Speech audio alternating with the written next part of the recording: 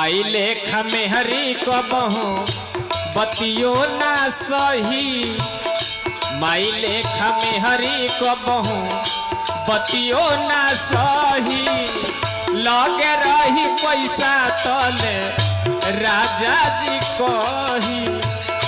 माई लेखा में हरी कबहू बतियो ना सही। लगे रही पैसा तले राजा जी कही। माई के दवाई खातिर पैसा नहीं खे खुला।